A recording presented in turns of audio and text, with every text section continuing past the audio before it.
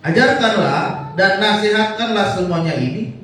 Jika seorang mengajarkan ajaran lain dan tidak menurut perkataan sehat, yaitu perkataan Tuhan kita Yesus Kristus, dan tidak menurut ajaran yang sesuai dengan ibadah kita, ia adalah seorang yang berlagak tahu padahal tidak tahu apa-apa. Penyakitnya ialah mencari-cari soal dan bersilat kata yang menyebabkan dengki, cedera, fitnah, curiga, percekcokan antara orang-orang yang tidak lagi berpikiran sehat dan yang kehilangan kebenaran, yang mengira ibadah itu adalah suatu sumber keuntungan. Memang ibadah itu kalau disertai rasa cukup memberi keuntungan besar, sebab kita tidak membawa sesuatu apa ke dalam dunia dan kita tidak dapat membawa apa-apa keluar. Asal ada makanan dan pakaian cukuplah. Tetapi mereka yang ingin kaya terjatuh ke dalam pencobaan, ke dalam jerat, dan ke dalam berbagai nafsu yang hampa dan mencelakakan, yang menenggelamkan manusia ke dalam keruntuhan dan kebinasaan.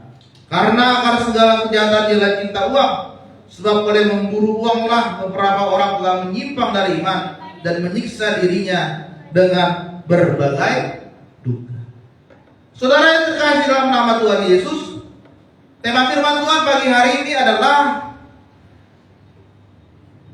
mengalami terobosan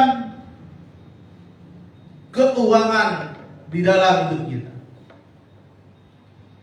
Saudara, memang uang itu kita butuhkan di dalam hidup kita, karena dengan uang kita bisa membeli kebutuhan kita sehari-hari. Kita beli makanan kita beli perlengkapan sehari-hari kita.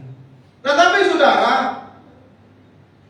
uang itu bisa juga menjadi sumber persoalan di dalam kehidupan manusia, khususnya di dalam persoalan orang-orang Kristen saat ini. Ya, kita lihat bagaimana kasus yang terjadi, ada korupsi sebesar 271 triliun, dan itu orang Kristen.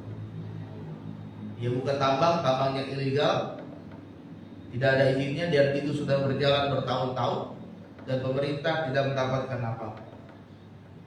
Memang uang itu kita butuhkan di dalam kehidupan kita, tetapi uang itu juga bisa merusak hidup kita kalau kita lebih mengutamakan uang daripada segalanya. Kita lebih mengejar uang daripada yang lain. Kita lebih meninggikan uang daripada kita meninggikan Tuhan. Dan tujuan hidup kita itu yang paling utama adalah soal uang. Sehingga kita mengalami tujuan hidup, perubahan hidup yang dikejar adalah uang. Mau pelayanan yang dilihat berapa sih uangnya? Padahal dia mau melayani Tuhan. Berapa sih transportnya? Berapa sih PK di gereja A? Berapa sih di gereja B? Oh, di gereja B lebih besar, saya ke gereja B aja. Mau pergi ke tempat lain, ada nggak uangnya? Mau pergi KKR, ada nggak uangnya? Mau pergi ke sana, ada nggak uangnya? Ya. Hari Minggu ada kerjaan, lebih baik pilih pekerjaan karena ada uangnya. Lembur ada uangnya daripada pergi ke gereja atau melayani Tuhan. Pergi ke gereja ini, waduh, siapa yang jemput? Gak ada yang jemput, saya gak mau pergi. Saya gak mau keluar duit, maunya dibayarin. Grade-nya dibayarin, keretanya dibayarin, semuanya dibayarin. Jadi motivasi hidup kita itu saudara adalah uang. Tetapi di dalam 1 Timotius tadi berkata bahwa karena uanglah ia menjadi akar dari segala kejahatan. Uang ini bisa menjadi akar dari segala kejahatan karena orang itu sudah semakin cinta akan uang. Mereka tidak lagi cinta akan Tuhan, tapi mereka cinta akan uang. Sehingga apapun dilakukan, segala cara dilakukan untuk mengejar uang. Ya, bahkan menipu pun dilakukan, ya. Membunuh pun dilakukan, ya. Menyiksa, menganiaya pun dilakukan agar dia dapat uang. Saudara terkasih dalam nama Tuhan, hari ini kita mau belajar bagaimana supaya kita bisa mengalami terobosan di dalam iman dan tanpa kita menjadi orang yang cinta akan uang. Yang pertama, apa yang harus kita lakukan Yang pertama adalah kita harus mengutamakan ibadah.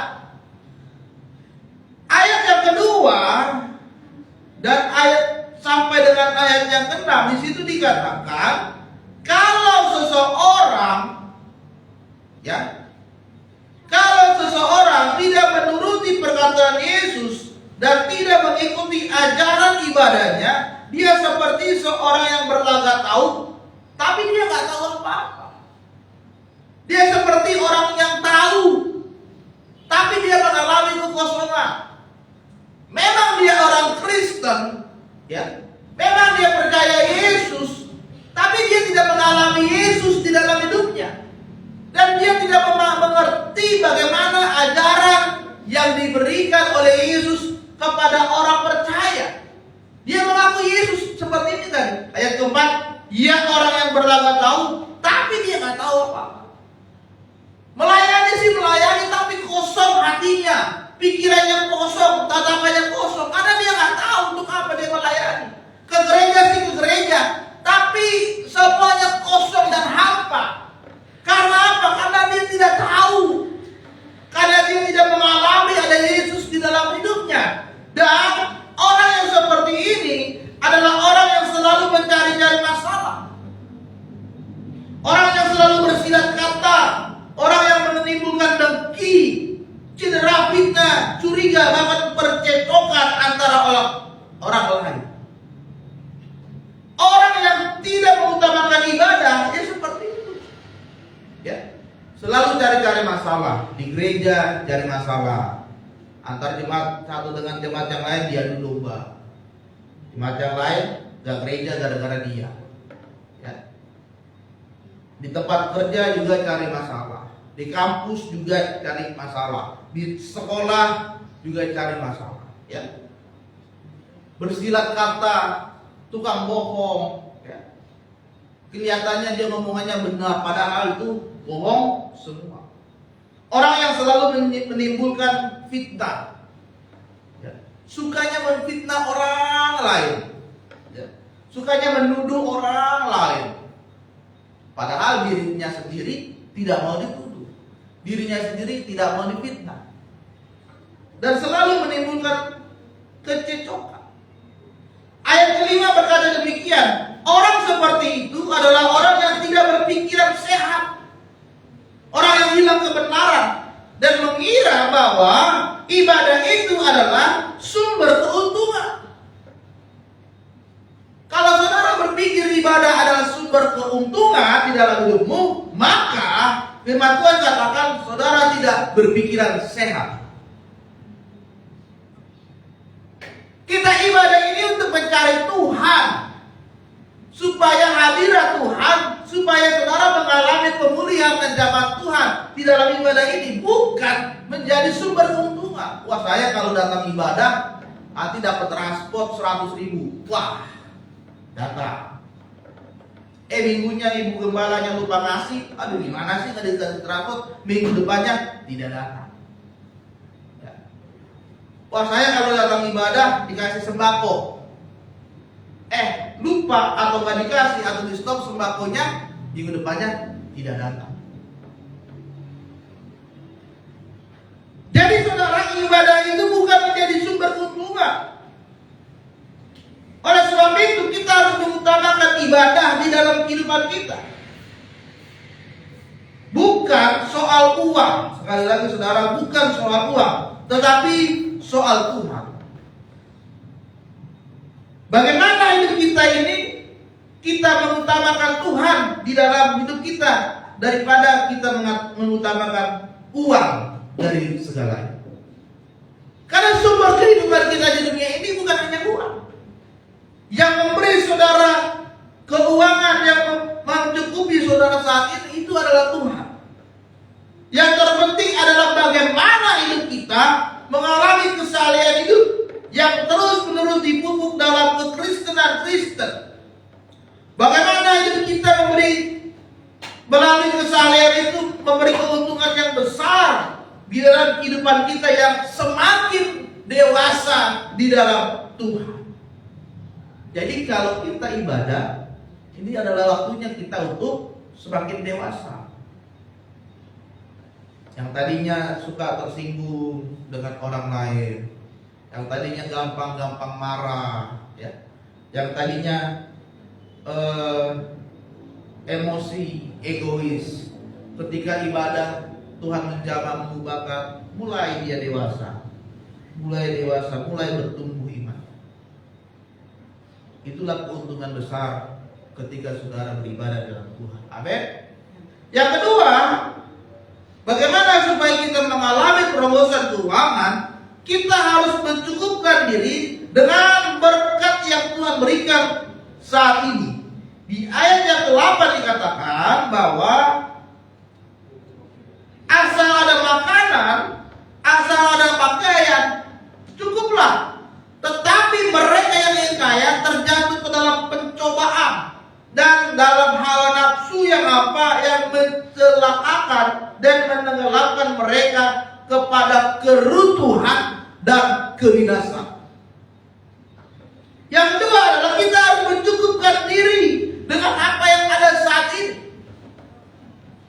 Tadi dikatakan asal ada makanan dan pakaian, cukup. Bukan berarti hanya kedua hal itu yang kita perlukan di dalam hidup kita. Tetapi firman Tuhan ini mengajarkan kepada kita bagaimana kita bisa bersyukur atas apa yang Tuhan telah berikan saat ini. Karena apapun yang kita perlukan itu akan disediakan dan diberikan oleh Tuhan, dan itu sudah cukup dalam hidup kita. Amin. Kita harus bersyukur, saudara. Oleh sebab itu kita harus memiliki yang namanya ilmu pagi. Semakin Tuhan pakai saudara lebih tinggi, semakin saudara melihat ke bawah dan merendahkan diri kepada Tuhan. Ya, jangan saudara lihat ke atas, lihat ke bawah. Ternyata masih banyak orang yang hidupnya lebih susah daripada saya. Kita hidup di dalam damai sejahtera Tuhan jika kita bisa berkata cukup, dan di lain pihak akan terus berada di dalam masalah jika kita masih merasa kurang dan kurang. Kalau kita tidak mencukupkan diri kita akan terus merasa kurang. Gaji sudah naik, ya kan? Pekerjaan juga sudah naik, tapi kok masih merasa kurang? Wah, kurang ini, nggak cukup ini, padahal gajinya sudah naik. Ada banyak orang ketika dia gajinya pas-pasan cukup, tapi sudah diberkati Tuhan agak lebih sedikit, sudah punya mobil, sudah punya rumah, malah kurang. Ya. Kenapa? Karena dia tidak bersyukur. Oleh sebab itu harus ada yang namanya manajemen dalam keuangan kehidupan kita. Kita harus tahu berapa pemasukan kita dan berapa pengeluaran kita. Jangan lebih besar pengeluaran saudara daripada pemasukan saudara. Bingung nanti saudara bagaimana. Setiap hari adanya saudara akan stres, tambah pikiran lagi. Ya kan? Gaji saudara cuma 1 juta, pengeluaran saudara 2 juta. Beli obat aja udah banyak, ya. Kita tiap hari di obat, pagi, siang, sore di obat. Ya. Belum beli suncare, skincare, belum beli yang lain, belum salon, wah habis. Ya. Itu namanya tidak bersyukur. Salah satu bentuk rasa bersyukur adalah bagaimana kita bisa menyeimbangkan keuangan di dalam hidup kita. Ya. Pengeluaran saudara berapa, pemasukan saudara berapa, itu harus diseimbangkan. Dan yang terakhir saudara, yang terakhir adalah kita harus mewaspadai jerat cinta akan uang. Ayat 9 dan sampai dengan ayat yang 10 berkata demikian. Karena akar segala kejahatan ialah cinta uang. Sebab oleh memburu oranglah beberapa orang telah menyimpang dari iman dan menyiksa dirinya dengan berbagai duka. Akar dari segala kejahatan itu saudara adalah cinta akan uang. Dengan cinta akan uang itu, orang akan terus mengejar bahkan sampai menyimpang dari iman dan menyiksa dirinya supaya bisa tercapai apa yang menjadi keinginan. Ya. Banyak orang menyimpang dari iman, tujuannya untuk mengejar uang. Dia menikah dengan orang kaya, jadi orang kaya. Tapi beda iman, dia pergi pindah iman. Ya. Dia mendapatkan keuntungan yang besar, dia berbuat curang. Dia menipu, dia korupsi, dia suap untuk mendapatkan keuntungan yang besar dari usahanya. Ya. Atau dalam bekerja, saudara menipu bos saudara. Anggarannya misalkan 10 juta, saudara bilang 20 juta, dimarkup. 10 jutanya lagi masuk kantor saudara. Ya. Oleh sebab itu saudara yang terkasih dalam nama Tuhan, memang uang kita perlukan dalam segala kehidupan kita. Bahkan pelayanan pun juga membutuhkan uang. Namun jangan sampai uang itu dapat menjerat kita sehingga kita masuk ke dalam nafsu hampa dan mencela. Banyak orang terjerat persoalan hidupnya gara-gara tidak berhasil menahan keinginan akan uang. Akhirnya sampai kepada keruntuhan, kebinasaan, menyimpang dan menyiksa diri sendiri dengan berbagai duka akibat uang. Jangan sampai saudara kita jatuh ke dalam cinta akan uang. Bagaimana caranya supaya kita tidak jatuh ke dalam cinta akan uang? Tetap terus menjadikan Tuhan itu yang utama dalam hidup saudara. Tetap terus menjadikan Tuhan itu tujuan hidup saudara, dan sumber dari hidup saudara adalah Tuhan, bukan uang. Tetap terus berseru dan berharap mengandalkan Tuhan daripada mengandalkan uang, dan tetap terus hidup di dalam kekudusan akan Tuhan. Amin. Kita bersyukur hari Rabu kemarin gereja kita sudah ditadiskan oleh Ketua BPD. Kita sudah mendapatkan surat tanda lapor STL, itu artinya sudah terdaftar. Dan pada saat pentadisan kemarin, ya butuh uang juga buat konsumsi, buat PK BPD dan para hamba-hamba Tuhan. Ya. Kadang saya berpikir dari mana uangnya, ya nggak tahu. Berdoa aja kita sama Tuhan. Ya. Dan nanti hambanya Pastor Ishak juga begitu. Ya. Tapi saudara, kalau kita menganggap bahwa Tuhan itu adalah yang paling utama dan menjadi sumber dalam kehidupan saudara, maka dia akan mencukupkan, seperti tadi katakan, dia akan mencukupkan dan menyediakan apa yang menjadi keperluanmu itu tepat pada waktunya. Tiba-tiba saja dananya ada buat pentadisan hari Rabu dan dia tercukupi. Puji Tuhan, hari Rabu kemarin kita dapat berjalan dengan baik. Saudara terkasih dalam nama Tuhan, jangan sampai kita menjadi seorang hamba yang pintar. Oleh sebab itu, tujuan hidupmu harus jelas. Cari Tuhan, bukan cari uang. Banyak orang hari Minggu itu dia buka usaha, dia kerja, dia ambil libur, dia nggak ke gereja, dia nggak pelayanan. Misalnya minggu depan, misalnya minggu berikutnya, ya kan? Tetapi ada juga beberapa orang yang hari Minggu dia full, usahanya tutup, tokonya tutup, dan hari Minggu dia bekerja.